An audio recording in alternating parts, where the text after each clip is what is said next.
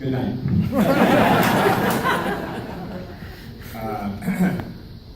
Ronnie Wallace emailed me this week and asked me if I could send her the text of my speech.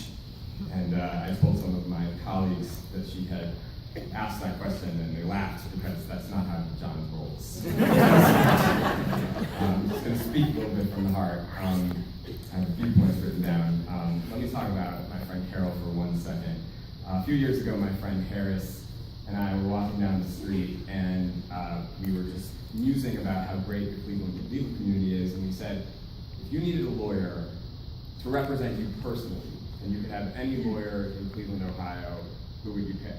And we both came upon Carol Rendo. I told her that story, and I've told that story many times. Passionate, strong, smart, strategic, funny, works so hard for her clients and gets to know her clients and their needs like nobody else could. Embodies everything that I want to be as a lawyer and person. So I'm just beyond humbled and proud that she spoke about me at all tonight, much less said what she said. But I was thinking as I was driving here today, Carol now works for the president. So Harris, the problem is that unless one of you or I is like the president, she can't be our lawyer, which got me thinking that, it's been such a crazy year, so many weird things have happened. We're having a convention here, that I should take tonight to announce that I will seek the Republican ticket.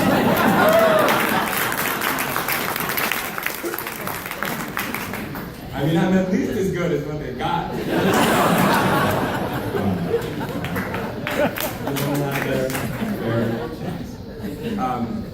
But we're here tonight to talk about public service, and I am beyond humbled to receive this award and to sit on the stage with these dear friends, Colleen and Mike and Carol, who are all my mentors, all people I admire, particularly Mike Unger. Mike is the reason that I was able to become president of the Bar Association. And about that. I was at a cocktail party about a year ago at a bat mitzvah, which is what you do on Saturday nights when you have a 13-year-old daughter in Cleveland. And my childhood rabbi came up to me and he said, hey, Jon, I've been reading about you. You're GC of a big public company now, but what are you doing to make the world a better place? So he said to me, and I thought, that's kind of obnoxious. Like, you're my rabbi from when I was a kid, but then I thought about it afterwards, and I thought, you know what? He's right. He's completely right. And I actually continued to think about that for the last year.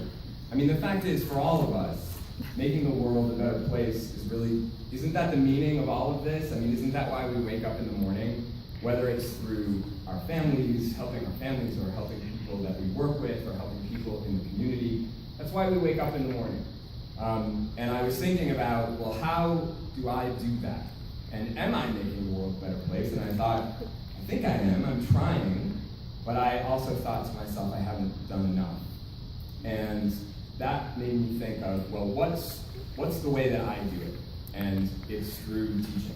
To me, some people give back by stuffing a basketball through a hoop, some people build things, some people are great with numbers, which Chris Chapman knows I am not, but some people do it in different ways. For me, it's about teaching, and we become good teachers by having good mentors. And it starts with your parents when you grow up. My parents, my mom, who I frequently forget to thank when I am talking in speeches like this. Thank you, Mom. And my dad. And then it goes to your teachers in school, and then people that you work with, and then mentors in the community, like Mike Unger. Somehow along the road, Mike identified me as someone that he wanted to mentor, and it was like having the sun shine upon you to see someone who was this successful in his career, but who spent so much time working in the community for free, and only because it made him feel good to give back, to have him paying attention to you. And I remember a breakfast that we had at yours truly in Shaker Square where he said to me, I think you should be president of the Bar Association one day. And I thought, oh my God, Mike thinks that about me? He must be wrong, is what I thought. But Mike, through his mentorship, and fighting, which he had to fight for a young punk, you know, who looks like he's 12 years old and hadn't been in Cleveland for a long time. And Mike fought for me to be able to have that opportunity, and I got to watch him do the job before I got in there to learn how to do it. And it was all about passion, and I'm just completely honored to be on the stage with him today. Mentoring is how I learned how to be a teacher, and there are so many incredible mentors of mine in this room. Hugh McKay, Steve Dettelbach, Carol, Colleen, Kelly Tompkins, David Weiss, and my newest mentor, Andy Mattis, who, for some reason, in a very similar way, the sun shone upon me at a dinner a couple of years ago where he decided to make me his GC.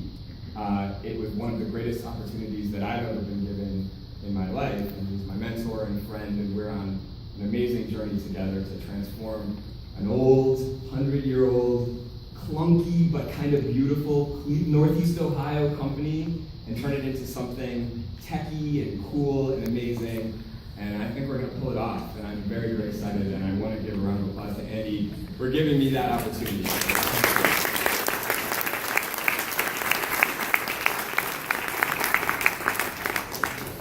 So all this mentoring that I got helped me to learn how to be a teacher. And make it better. Remember to let her into your heart, and then you can start to make it better. Now everybody. Hey Jude, don't be afraid. You were made to go out and get her. The minute you let her under your skin, then you begin to make it better.